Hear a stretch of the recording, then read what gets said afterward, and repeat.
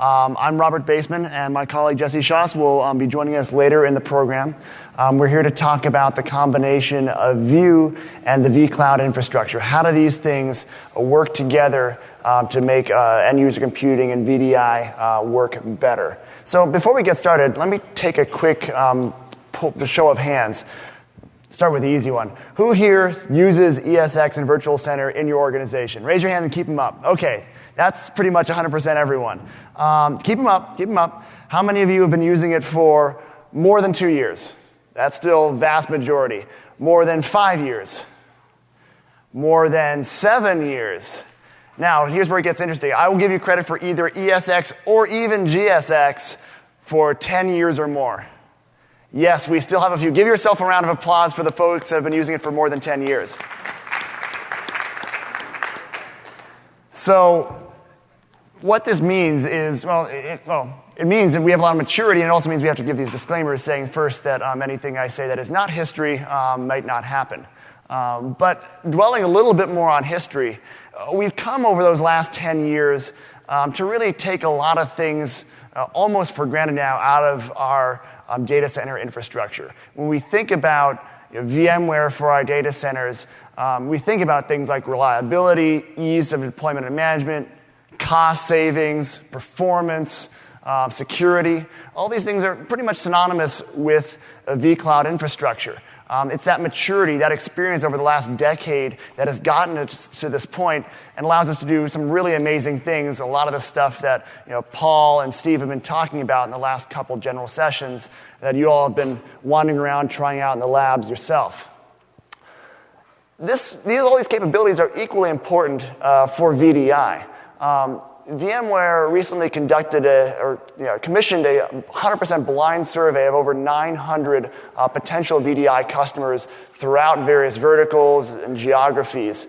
And the results, well, they're kind of what you would actually expect. The very same things we've come to depend on for our data center server-style deployments are the very same things we expect out of our infrastructure when we're deploying virtual desktops.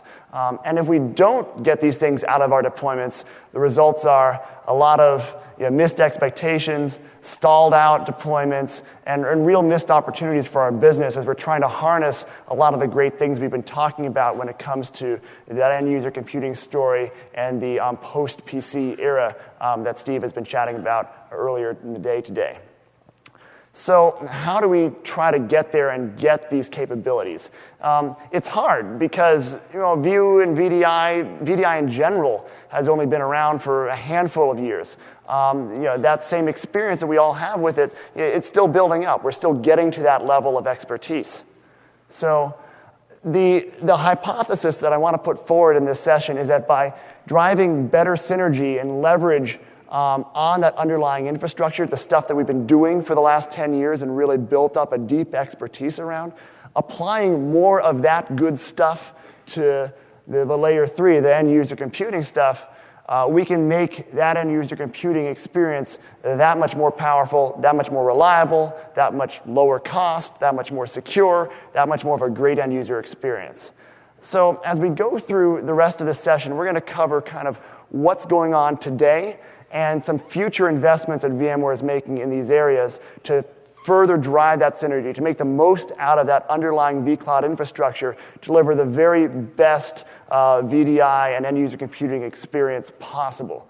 While we're doing that, don't dwell entirely on what myself or Jesse are saying here. Think about some of your own best practices as you're looking at running stuff in the data center. Think how some of those things, well, maybe that could be applicable to how I expect my desktops to run, and really start demanding that out of us and whoever you're looking for to get that VDI experience. And demand that level of synergy between your underlying infrastructure and your end-user computing.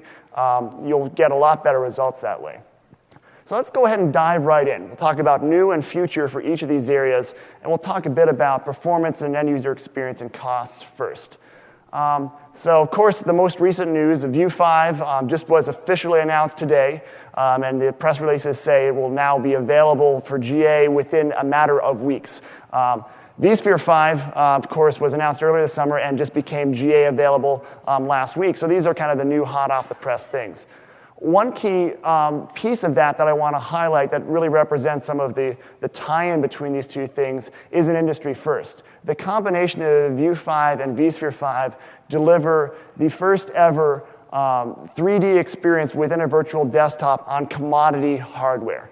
So you don't need any special GPUs, don't need to drain a lot of wattage out of your system to accomplish this. You can take the commodity server hardware you have in your data centers today, apply it to your VDI workloads with View 5 and vSphere 5, and start delivering things like DirectX 9, OpenGL 2.1, Windows 7 with Aero glass effects, all that good stuff to appropriate users and use cases in your organizations. Now, of course, there's some trade-off to be made between having an entirely hardware-independent implementation of this. So we're sort of going with kind of an 80-20 thing that's really representative of VMware's classic approach to how we deal with virtualization. We like to hit the maximum sort of hardware abstraction first. You liberate you from that underlying hardware, and there's some CPU penalty to be paid for that. And then going over time in the future, we will certainly pick up support for server-side GPUs as they become more prevalent, more widely available. We'll do that as well for the very, very top-end workloads. But you'll be able to deliver a lot of value for your end users with this capability when they need those capabilities in their workloads with the combination, that synergy between View and the underlying infrastructure. So that's a nifty thing for user experience. Let's talk a little bit about more of some of the performance and cost aspects. This is going to talk a bit more about future things, future investment areas that we're actively working on in our labs. Actually, if you look around the blogosphere, some folks were kind of digging around in some of the bits that weren't really exposed or used yet when vSphere 5 came out, and they noticed, hey, what's this funny thing in here called CBRC, the content-based read cache? What's that all about? And there's been plenty of speculation since then around, well, that probably might be for VDI. That sounds like it could be useful. What is the content read cache? What is the investment that we're making there to be leveraged at some point in time, perhaps in the future? Again, all the usual disclaimers aside. So today, one of the big cost drivers for VDI workloads is storage IOPS. It's not capacity, but how much I/O are you driving to your system? And even there, it's not usually a steady state workload that's really the culprit of really driving up the cost. It's what are those spikes? What are the things that, at its very peak could cause my entire system performance to degrade really badly if I don't provision enough IOPS with my storage arrays? What CBRC is capable of doing is really helping smooth that out and deal with some of those high-end peak workloads, because a lot of those peak workloads are generated by sort of massive effects of a lot of VMs at once doing very similar operations. Think of everyone coming into work at 9 a.m., booting up VMs or logging in. That causes Windows in every single one of those VMs to start reading a lot of the same DLLs, doing a lot of the same operations all at once. And what you get if you don't have these kind of capabilities is a whole lot of I/O going all the way through your network, down to the SAN, and if you haven't provisioned enough IOPS, really causing trouble, right? With CBRC, you'll be able to have your commodity ESX box, shave off a little bit of RAM, use that as a cache on the storage, on the server itself, and now not only do you not add extra load to your arrays for things that are cache hits when VMs on that ESX box are reading the same sort of blocks, you're not even touching the network. So you get really, really blazing fast reads for those sort of workloads where a lot of VMs on your ESX box, and in a typical VDI deployment, you're going to have upwards of 100 VMs per host running. So you can get really, really great benefits out of this capability, and we anticipate this really helping drive down the total cost of ownership around those IOPS of the system. And this is emblematic of a lot of the investments we're going to be making over the next few years. Storage is a real area where between ourselves, our partners, and vSphere and View it all together, working together, can really help make storage less of a challenge for folks when you're looking at your upfront acquisition costs for VDI. So continued investment in this area and driving the collaboration between View and the underlying infrastructure. Let's shift gears a little bit now and talk about some present things and some future things going on with security. So lot of folks are now becoming more and more familiar about the vShield technologies. These, as demonstrated again today by Steve in the keynote, comprise a variety of technologies that can be used very effectively for server workloads. One piece of that that has been applied to desktop in the past is vShield Endpoint, basically pushing AV down to your underlying hypervisor, so you no longer have to have agents that are doing your AV in your individual desktops. With this technology, you get a couple kind of key benefits. One, improves performance because now those AV workloads can be more coordinated and don't all try to do the same thing at once. With traditional AV and agents, every single one of those individual VMs needs to contact the mothership, download new virus definitions. All those things drive I/O frequently at the same time. So getting things down and coordinated in the hypervisor can make a big difference. The other thing it does is actually improve security. When you move the thing that's monitoring your attack surface out from the thing that's being attacked, you're much less susceptible to viruses and malware trying to disable the AV itself to get their job done. It becomes really an entirely different plane of existence so that the viruses can no longer hurt it. Well, what's new here in this space, I'm not going to steal anyone's thunder, but there's a number of new announcements from different vendors in this space about support for this. Prior to now, we've already had, of course, a shipping product solution from our friends at Trend Micro, and there's been announcements of intention to support by Symantec, Sophos, and Kaspersky. There will be other announcements at this very show from other substantial vendors in this space of their plans and intention to support vShield Endpoint. So if your favorite AV vendor isn't on this list yet, go talk with them down on the floor. They might have something to say that's good news for you. Going forward, though, there's even more we can get out of that vShield capability that we are today looking at for the server and start applying that to desktop workloads. vShield app is a very good example. Steve this morning talked about how that can isolate different VMs and groups of VMs in virtual firewalls so that you can say, hey, I want only the finance applications that have all the sensitive data about the quarterly results to talk to one another and nothing else to kind of get in there and potentially violate my security or compliance policies. Well, this could also be applied to desktop workloads in some pretty compelling and creative ways, in ways that you just couldn't do before with physical desktops. So one example of that is a typical malware outbreak. Oftentimes the way malware viruses work is they'll get one machine infected, someone opened the wrong email attachment in spite of best practices against that. And then that thing gets installed and running the system.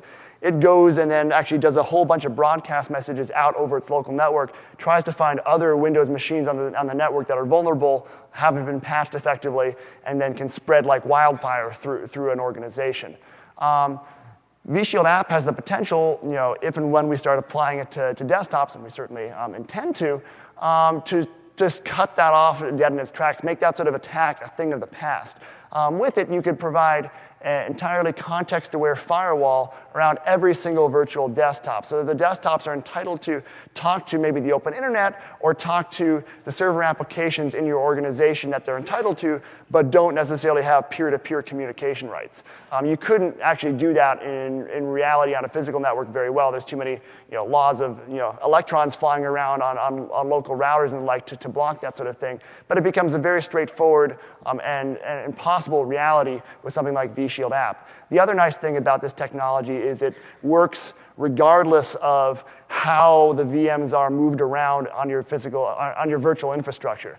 If you're trying to do traditional physical firewalling, you have to worry about, oh my gosh, I vMotioned something and I went through the wrong switch. Now it's outside of the firewall boundaries I tried to set up. This is entirely context aware. The hypervisor knows about it, and vSphere, the vCloud infrastructure, can manage all that effectively no matter what you do. So another key way that we can leverage the capability and maturity of the data center stuff up into desktop in the future.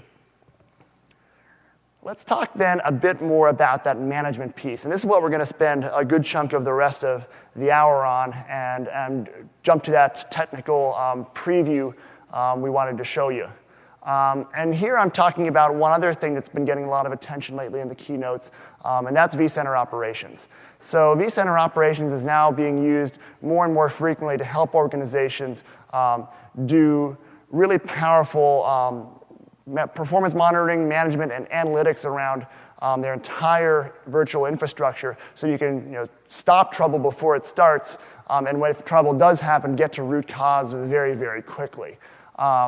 Again, this has been applied to date to data center workloads, and now we have the potential for applying it to desktop workloads. Now, at this point, you might be a little bit disappointed. You said, hey, all these other slides, you've given me something that's happening right now and something that's happening in the future. Well, this is kind of happening in the future, so how much of a pipe dream is this? Is this all science fiction you're just selling me? I'd like to introduce Jesse Schoss, who will come on up here and give you a bit more of a demonstration to show that, yeah, this is actually pretty darn close. Jesse is a director for product management for vCenter operations, and he'd like to show you a few demos and tell you a bit more about VCOps for desktop. Jesse? Okay, thank you, Rob. Good afternoon, everyone. I hope you're still alert and awake, because some of the things I'm going to show you may look like magic, but trust me, they're not. And I'll explain how we're doing those kind of things. So before we go into what is that solution we're building and what are the underlying technology in a demo, let's talk a little bit about the typical environment of a VDI deployment and the personas or roles and different organizations involved. So we have the VI admins, typically responsible for building the environment, configuring the environment, making sure it's operating, and doing all the tasks of onboarding, offboarding users. Now, they have another hat. Most of you, I think, have another hat, which is to guarantee that the user experience is adequate. And we'll get into that in a moment.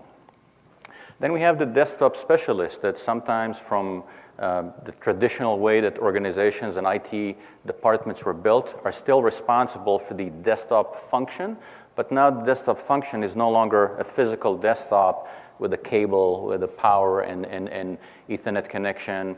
It's a virtual desktop, which actually between the device from which I'm connecting, and you saw this morning the number and variety of devices from which you can connect to your virtual desktop grows by the day. So between that and the actual desktop, VM rather, to which they connect, there's a lot of layers of technology that sometimes they don't understand or are not familiar with that. Yet they're still responsible from the IT perspective to make sure desktops are functioning. A little bit of a challenge.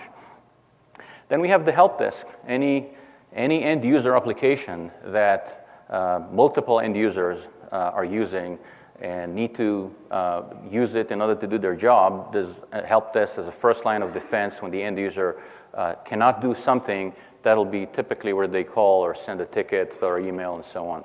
And the help desk is responsible for all the troubleshooting processes or overview of the process, overseeing of the process, that all the departments are engaged till the closure of the ticket. So that all sounds very orderly and organized, but let me just see a show of hands. Is this really that simple? Or is it really very complex? So half-half, we'll see.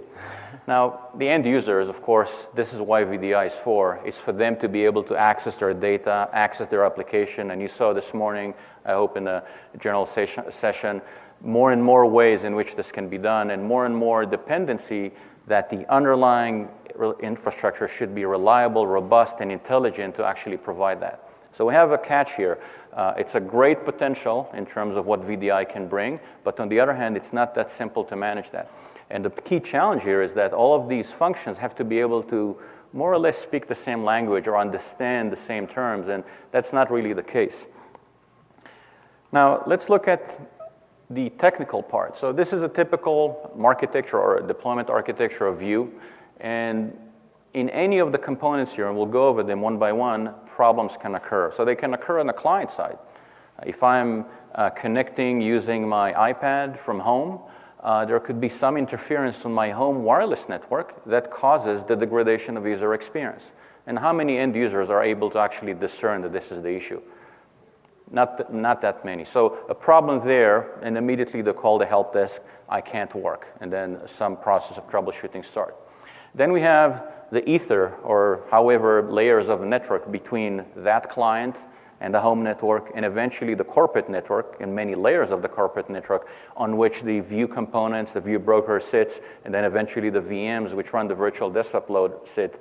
any problem there will degrade the user experience. That's even more challenging because sometimes those networks are not completely under the control or monitoring of the VI admins or the IT organization. Difficult to understand what's going on there. Then we have the vSphere itself. vSphere is not immune to problems. We saw issues of noisy neighbors or misconfiguration that could cause virtual desktop workloads to suffer from lack of capacity, lack of performance, or lack of resources. Or you have one workload that influences the ones that near it. All of these issues are not that simple to detect. And then we have issues in the View application itself, misconfiguration, improper configuration of pools, not enough room for growth, and so on, could get you to the point that you have login storms, boot storms, I'm sure those terms you're familiar with, where a lot of users are trying to log in, but the capacity or the pool configuration was not really designed for that, and then users start to back up and actually can't even log in. It's not that their user experience is degraded, there is no user experience. I flipped it. That was the view. And then we have storage to flip it back. Any kind of issue in the back-end storage, lack of storage, lack of bandwidth will degrade user experience.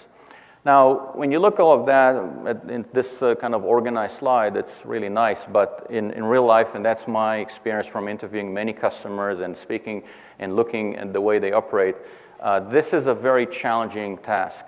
In the absence of adequate tools from us, organizations typically use a myriad of options, starting from homegrown tribal knowledge, homegrown scripts, open source tools, niche tools, each one trying to look at the piece of this puzzle and try to understand what really is the issue and holistically understand why is the user suffering from degradation. And typically it's after the fact. The user calls, I can't do this or I can't do that, and you sometimes have storms of users calling, and then the IT organization reacts. So it would be nice if we could either avoid that or flip it and understand issues much before they affect users. So let's see how we're going to do that.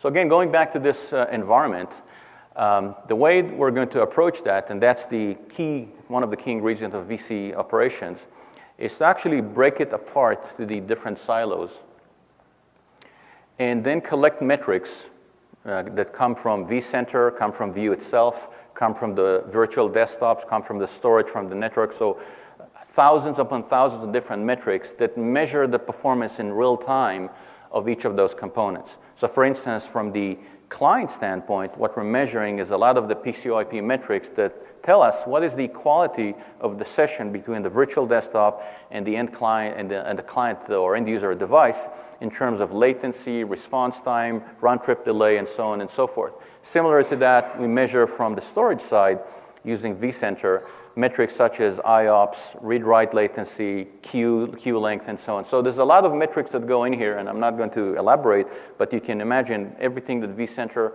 provides plus more that can actually tell an intelligent entity what's going on. Now let's understand, or let's talk about how this intelligent entity does it. So we break, as I said, we break it apart to different components. That's the divide. And then we take all these metrics and use vCenter operations and very advanced mathematical analytics to actually correlate those metrics. And that's going to be the next slide. I'll show you a tidbit or the tip of the iceberg how we do that.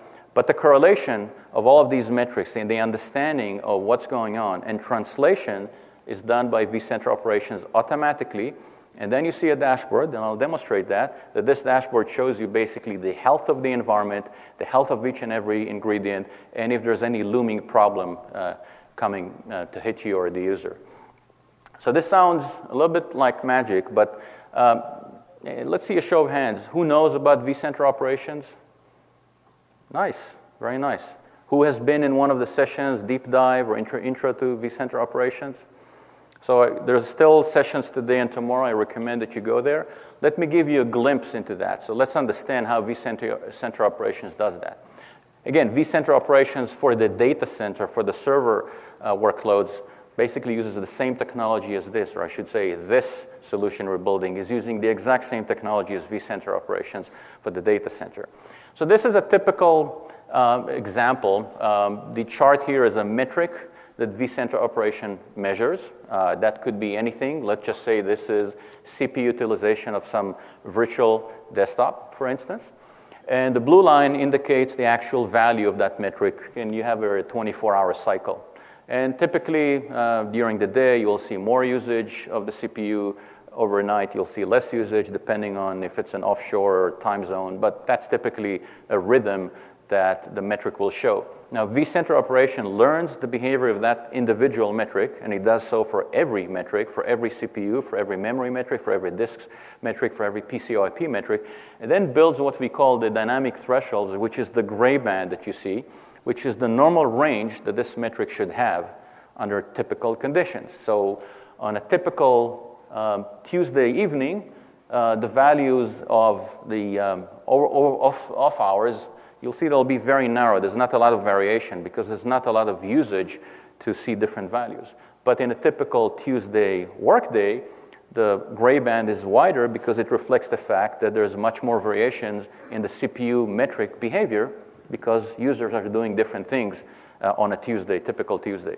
So imagine this is being done for each and every metrics, and again, thousands upon thousands, sometimes even millions of metrics. And then there's another set of algorithms. So that's one set of algorithms. It learns the normal behavior of each and every metric and creates that gray line or gray band. And then there's another set of algorithms that says, well, let me check if the current value of any given metric is actually behaving the way it's supposed to be within that gray line. When it doesn't, there'll be this red area that you see there, and that's an indication that this metric and this metric alone is misbehaving. Now let me ask you, the fact that the single CPU metric on a virtual desktop is outside of its range, does it really matter? Maybe for that user, but in the bigger picture, it matters very little. However, how do you discern between a single metric being bad, to 10 metrics being bad, to 500 metrics being bad, or 50,000 metrics being bad? There's no rule in the world, there's no logic in the world that could do that just by looking at combinations of if then else. So there's another third set of algorithms that does exactly that. Takes all of these anomalies, crunches them using a different set of algorithms, and comes with the conclusion whether there is really a systematic problem in a single element or multiple element or not. Now, given the fact that it's not always the case that there's going to be a systematic problem, and on the other hand, it's impossible to expect that every metric and every object, VM, or any cluster, any pool will actually behave perfectly, we give it the health score, which is a number from 0 to 100, and it reflects the amount of anomalies and some other things that are baked into the health score. So essentially, in a nutshell, what VC operations does, monitor a lot of metrics, calculates the normal behavior, detects anomalies, translates that into a health score, and alerts you when health scores alone are not enough to tell you how bad the situation is. Okay? Now we can go back and drink beer. That's fine. Now, all of this is done automatically, and that's the nice thing about it. There's no need for you to provide any input to the tool. There's no need for you to define what are the typical behaviors of your environment, what are the rules that you'd like the tools to work by, what is considered to be good or bad for you. The tool does it automatically, and as I said, vCenter operations already is sold and operating in many organizations for the data center environment, for the server workloads, and we're going to adopt that or adapt that for the virtual desktop workloads. So before actually I'll get to a demo, I'll show you one slide that gives an example of the most basic workflow of troubleshooting user calling, which is the number one issue typically that VDI operators, VI admins, whoever needs to deal with. A user calls and says, I have an issue. So how does it look with this vCenter operations? You type in the username, it searches the list of users, and then brings up on the right a map, or a tree actually, of that particular user, the session the user is running, and all the IT elements that the session relies on. The network part, the storage part, the actual VM, and on, depending on how much detail we can get from the environment. And then you can see those blue or yellow squares, that actually reflects the score, the health score. Yellow is not great, green is good, blue is unknown. Anything which is not green, obviously, is attracting the attention. And in this particular case, the user called and said, things are slow for me. I don't know what's going on. Can you check? So by casual observation, looking at the map, I can see that the network part, if I go from left to right, the VM is not doing well because I can't really get any metrics from it. The second part, which is network, is not doing very well because I can't get metrics from it. The second VM, or the VM which View runs on, that's not that important, and the pool is not doing very well. So if I just looked at color coding, it's not enough to tell me where the problem is. Well, vCenter Ops, VC Ops comes to the rescue because it actually calculates the root cause. So it takes all of the metrics that are underlying these components, obviating the need of you to go and look at each and every chart and examine it by yourself, and ranks them and says, what are the reasons, number 1, 2, 3, and so on, that are causing this user experience to be bad. And the number one, if you can see it, it's actually PCOIP, so the latency of that user is very high. And now if we really want to go and chart that, that's the chart, and using the same logic I described before, you can see that little red area, that's the aha moment. The latency all of a sudden increased. If I don't get any input from the network, it must be or ought to be the wide area network between the client or between the end user and the back-end VMs. There's nothing else which is as bad to tell me that there's a different problem. So that you have the beginning of being able to address user issues without really needing to run any script or going to the user's desktop itself, logging in, rebooting, and running going through logs and so on. Very simple, a few clicks and so on. So now let's look at a few other use cases. So this is So that's the essence of the tech preview. This is the main dashboard of vCenter operations for desktops. It's very similar to the same type of dashboard for vCenter operations for servers. On the right, we have a tree map which shows the VDI environment and then the ingredients or the components from which it's comprised: storage, network, the view itself, and the vCenter or vSphere infrastructure. Casual observation already shows us that in this use case, the storage is not doing very well. Okay, so if I let it run, you can see that by hovering the mouse over these objects in a moment, it will show you the health of each and every one.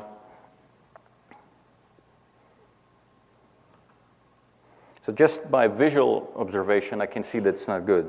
Now, vCenter operation does beyond that, and what you see on the left is the same calculation, but taking a historical view. So now I have the current scores of the different ingredients of the VDI environment, and I have the past 6 hours as well. And you can see, just simple color coding, that the storage is doing the worst. It has the lowest health score, so immediately it attracts the attention. And it's not the first time it's happening in the last 6 hours. It happened before. So common sense is, unless I get some concrete alert that tells me what the issue is, common sense is to go and take a deeper look at the storage. So let's do that.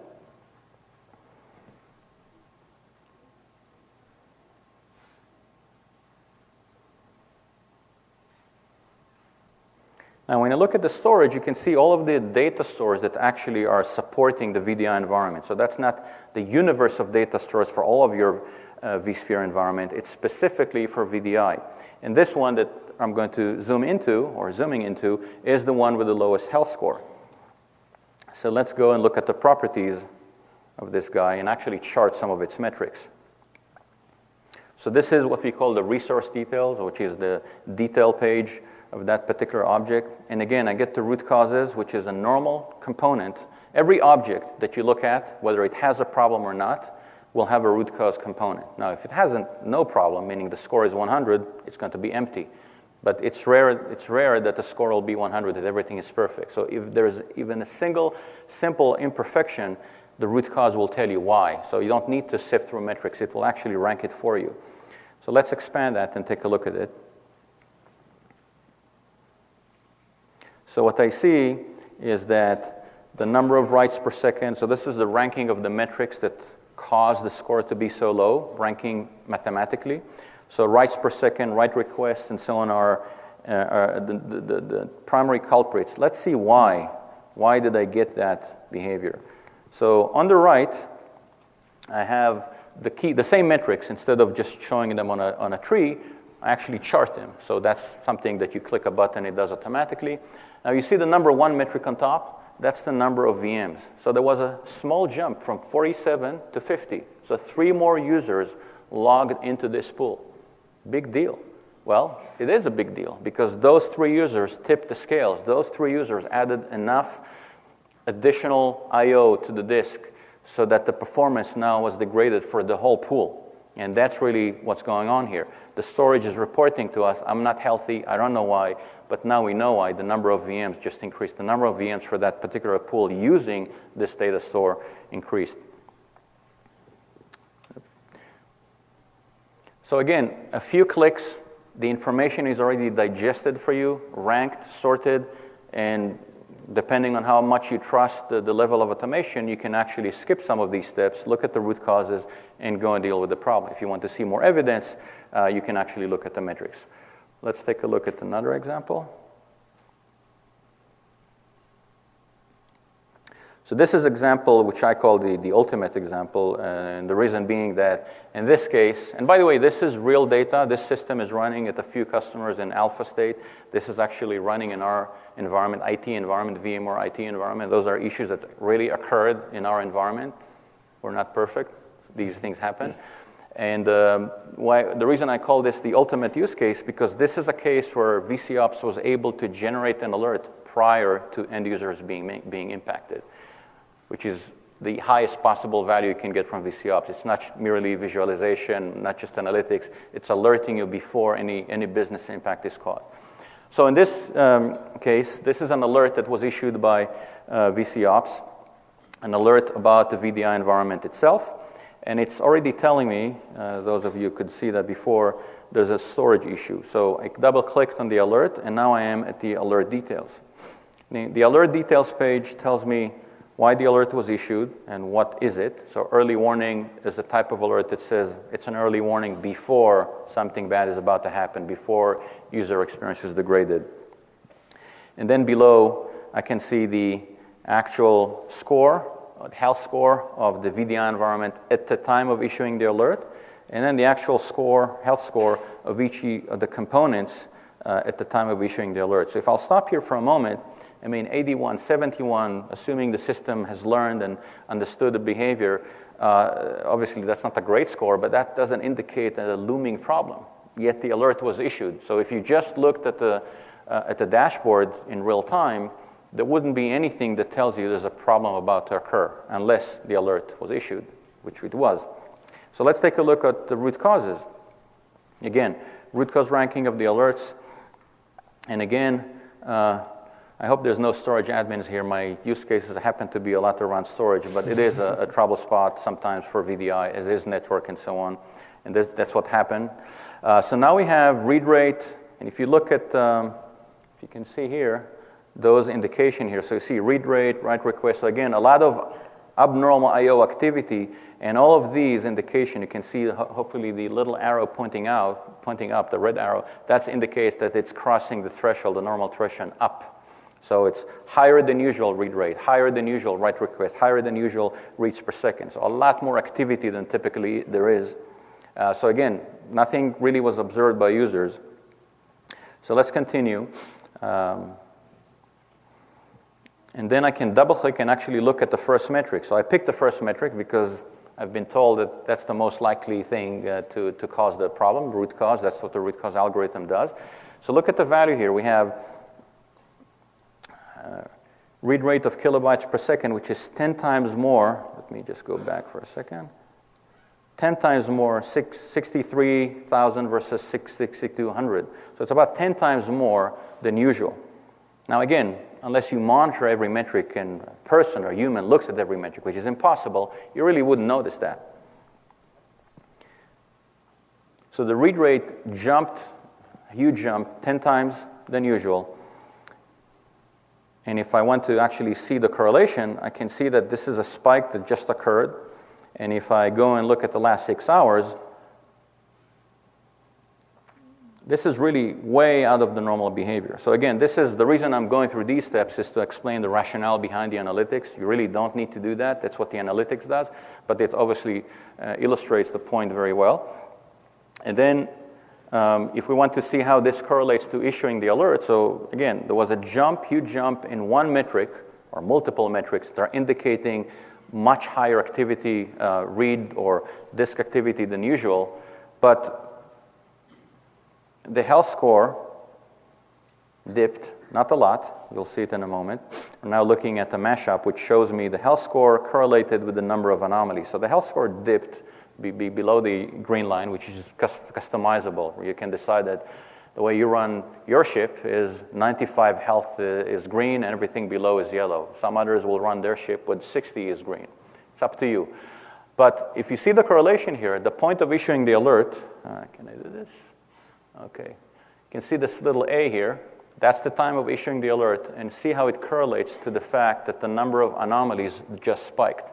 So this was not the only metric. I picked just the first metric, but there were a lot of other metrics that at the same time caused anomalies, and vCenter operations said, there's something wrong here. I correlated multiple anomalies, and the algorithms that I have decided to send the alert, get the attention of the operator, and maybe avert a user degradation. So no user saw that. However, because they let that continue, there were a bunch of 2 pools, or at least, that got disconnected. And they couldn't tell why. So that's the case, the use case where an alert gives you a heads up before an end user is impacted, and then vCenter Ops has all the supporting evidence. You can continue to analyze that if you want to, or understand what's going on, depending on your level of trust. But that's how we envision your typical troubleshooting experience to change as a result of using vCenter operations. Okay. With that, I'll transition back a little bit, and it's there's a bit of a kind of a near future and then a little bit further future we'll talk about even in this space. Jesse just told us a fair bit about what's coming and what is really working in alpha in our labs, so it's coming along nicely with the sort of experience you saw. Going forward, you will see even more of this kind of very interesting mashup between technologies like this for monitoring and a whole bunch of other stuff, View, and VC itself. So what you see here is an artist's rendition of a future workflow or future UI that folks would be using to administrate their VDI environments. For those that have played a bit with vSphere 5 already, this will start to look slightly familiar. This is a rendition of a future version of the new web console for vSphere. It was rolled out with vSphere 5. Over the next couple of years, that thing is going to become incredibly powerful. Today, it gives you a subset of VC functionality. In a year or so, it'll give you complete functionality for VC. And it will also start to allow plugins to be written that give sort of new paradigms for administrating your virtual infrastructure. In the past, if you were writing plugins for Virtual Center and trying to put them in the administrative UI, you got a little screen real estate, you kind of plopped it in, but then it was more or less in its own island. This new interface will allow you to actually share common object models between plugins, so things like View and vCenter operations can really come together to give a unified experience for an administrator trying to work on a View deployment. Let me highlight a few things here of the direction we're going as we work on administrative interfaces like this. First, as we already noted, this is the vSphere web client. But it is now also, it's VC, but in this context, as an end user who is dealing with VDI, I've logged in, and VC understands View concepts. I have things like, I get my laser there, pools. It knows about pools, which today you have to go into View, the View admin console, to see and understand. It understands users. It understands groups. It'll understand a lot of stuff about my View deployment today. So even as a vSphere admin who doesn't even know anything about VDI, I can even be alerted coming into this to say, oh, hey, all these VMs here, those are actual desktop VMs, and they're associated with real users. I can even avert making mistakes in administrating some of my deployments if I didn't realize that it was desktop stuff that I was about to do interesting things with. But even going beyond that, I can do a lot of the things that Jesse was just demonstrating in the separate console, right integrated with my overall management experience. For instance, that searching by user capability, that makes total sense in a VC context as well. Someone calls up, I type in the end user's name, a group, a pool name in this case, I could even search by pool, and I bring up information about that item, that element in a desktop context. Here I brought up information about my finance pool. And for my finance pool, now I get a mashup of View and vCenter operations elements. I see similar health dashboards, health metrics bubbled up here telling me about the overall health of this pool.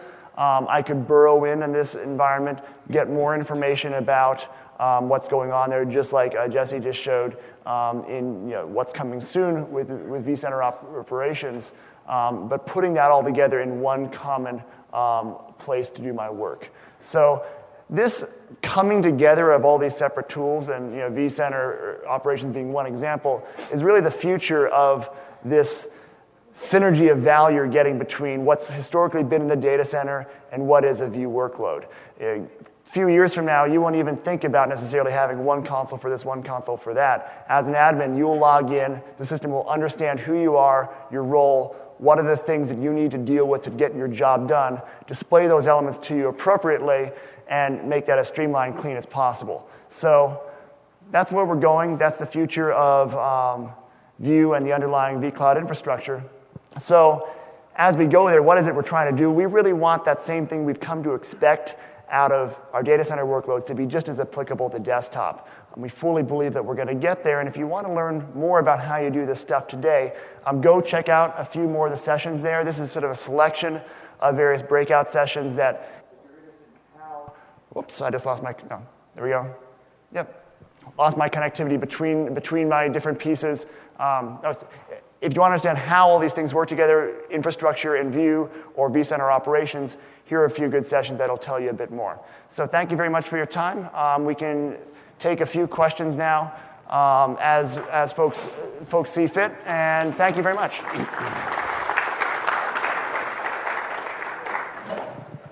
And please go up to the microphones if you have any questions you want to ask.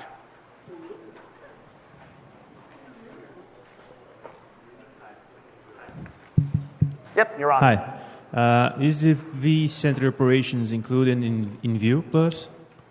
Or no, it's a different product? So we haven't announced official pricing and packaging for all of this yet. So that's still forthcoming. Initially, though, you would expect it to be probably a separate thing. In the future, who knows? Okay, thank you. Yeah, over here. A question about... I think this is all great, but I'm with an organization that has outsourced our help desk, and our outsourced units using Remedy. How do you see the interface between the outsourced help desk and the information you have here? Yeah. So the vCenter operations didn't get into a lot of details. It has a lot of northbound interfaces that allow to take the results of the analytics and send them as a trouble ticket to other systems. So if you need to synchronize the ticketing system or the service management process with other systems, you can do that. Or you can even share the desktop. vCenter operations has a lot of flexibility in defining roles and access control, so you can even share some of the desktop with other types of users, read-only maybe or something like that. Here? I had a question about your comment about vShield app and VMware View. I thought if you know the object ID of your data center cluster objects, you could then insert your rules into the firewall that way. Or if you even knew the IDs for the individual VMs, you could still edit the vShield firewall via the API they have. Just wondering, so is that what you're referring to, or is there going to be a more automated way of actually inserting rules into the vShield? Yeah, so it would be a sort of getting to that higher level policy that I want this thing to be able to talk to this thing, but not this thing. Mm-hmm. It's that level of editing, and then that will then follow it independent of how it's related to the rest of the infrastructure. Okay, so more of an automated way of doing that as opposed to writing additional code to do those things. Exactly. You click a few checkboxes and connect the dots, and there you go. Okay. Yep. More of a VM View kind of future thing with the vCenter application, but the Linux version. Operations? Yeah. Is that going to be able to tie in with the stuff we hear, like the operation manager and stuff like that, or are you only talking about the virtual center that's Windows-based? Oh, so no, yeah. So you did that previous, like that artist rendition of the future thing. Yeah. So the future of administrating vCenter is going to that entirely web-based user interface. So a few years from now, there's a good chance we may even retire the existing Windows-only interface for vCenter and have this entire rich web experience that's entirely, OS agnostic for administrating vSphere. Is that the question? But like for the VMview, the Virtual Center appliance. vSphere 5 rolled out the VC appliance. So this is more a question of View 5. So initially, View does not yet support the Linux-based VC appliance. Even what was not today? Yeah, so we don't yet. We will in the future. That's only a matter of time, and that will be forthcoming soon. And the same applies to vCenter operations. Will it be like at the same time, or you think it'll be View and then Operations Center will be the next generation after that? We don't know, but it's likely that we'll align releases for many, many other reasons. Yeah. Okay. Great questions. Anyone else? Yeah, okay. Yeah, that'd be great. That way they can get it later. And then if anyone has any other questions, we can take you outside so they can clear the room. Yeah. Yep, go ahead. I'm going to put you on the spot a little bit. That's fine. Can you compare this to the Citrix HDX technology, the new 3D stuff? Okay, so that was one of the thing I was highlighting in terms of what you need in the back end to make it work. So View and vSphere is the only thing that's going to be able to do 3D on commodity hardware. Okay. So you don't need any fancy GPUs, which today, those GPUs frankly draw a lot of power. They really just slurp up the watts like there's no tomorrow. So in general, those are frankly not going to be widely deployed yet. The HDX stuff, it depends on that to give you 3D right now. So we've sort of have inverted priorities there. VMware's first reaction is always separate from hardware first, get the broadest adoption possible, enable the most use cases, and then in the future, we'll enable the hardware-specific tie-ins, et cetera. For a variety of reasons, they chose the other route, go with the hardware tie-in first. Maybe in the future they'll do a virtual thing, but maybe that's not in their DNA, not sure. The other question I had was Citrix has a product called IntelliCache for caching, which is what your product, this new... is that functioning today, that cache piece? The CBRC stuff? Yeah. It is not yet today, but that is a forthcoming future technology. Okay. So. And when it does come out, it'll be neatly baked into the vSphere that you know and love. Great concept. Yeah. Good. Thank you. Other questions? Great. Well, thank you, everyone. Have a great rest of your time at VMworld. Thank you.